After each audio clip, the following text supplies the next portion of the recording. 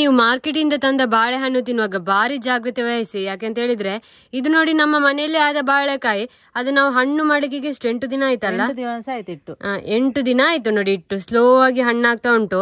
ಕೆಲವೊಂದು ಅಂಗಡಿಯಲ್ಲಿ ಎಂತ ಮಾಡ್ತಾರೆ ಅಂತ ಹೇಳಿದ್ರೆ ಕಾಯಿ ಬಾಳೆಗೊನೆಯನ್ನು ತಂದು ಬ್ಯಾಟ್ರಿ ಹಾಕಿ ಇವತ್ತಿನಿಂದ ನಾಳೆಗೆ ಹಣ್ಣು ಮಾಡ್ತಾರೆ. ಅದು ನಿಜವಾಗಿ ಒಳ್ಳೇದಲ್ಲ.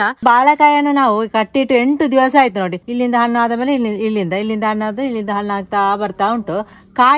ಕಾಯಿ ತಂದ್ರೆ ನಿಮಗೆ ಹಣ್ಣು ಮಾಡ್ಲಿಕ್ಕೆ ಸ್ಲಾಬ್ ಆಗ್ತದೆ. ಮನೇಲಿ ಕೆಮಿಕಲ್ ಎಂತ ಇಲ್ಲ ನೋಡಿ, ಬ್ಯಾಟ್ರಿ ನೀರು ಎಂತ ಹಾಕ್ಲಿಕ್ಕೆ ಇಲ್ಲ. ಸ್ಲಾಬ್ ಸ್ಲೋ ಆಗಿ ಹಣ್ಣು ಆಗ್ತದೆ.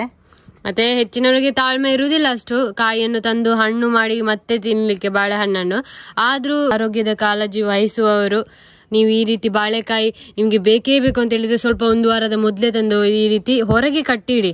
ನಿಮ್ಮ ಮನೆಯ ಹೊರಗೆ ಅಲ್ಲ, ಮನೆಯೊಳಗೆ ಕಟ್ಬೋದಾ? ಮನೆಯ ಒಳಗೆ ಕಟ್ಟಿದ್ರೆ ಅದು ಜಾಸ್ತಿ ಬಿಸಿಲಲ್ಲ, ಈಗ ಬಿಸಿಲಾಗಿ ಎಲ್ಲ ಹಣ್ಣಾಗ್ತದೆ, ಬೇಗ ಹಣ್ಣಾಗಿ ಹಾಲಾಗಿ ಹೋಗ್ತದೆ.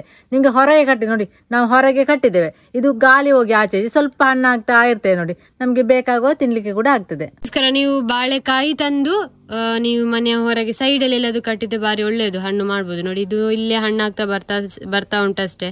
ಹಾಗೆ ಬಾಳೆಹಣ್ಣನ್ನು ತಿನ್ನುವ ಕೂಡ ಜಾಗ್ರತೆ ವಹಿಸಿ.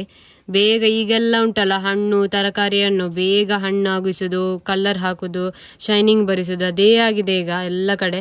ಹಾಗೆ ಆದಷ್ಟು ನಿಮ್ಮ ಆರೋಗ್ಯವನ್ನು ಕಾಳಜಿ ವಹಿಸಿದ್ರೆ ಬಾರಿ ಒಳ್ಳೇದು ಅಂತ ನಾವು ಈ ವಿಡಿಯೋದ ಮೂಲಕ ತೋರಿಸಿದ್ದು. ಹಾಗೆ ನೀವು ಕೂಡ ಜಾಗ್ರತೆ ವಹಿಸಿ.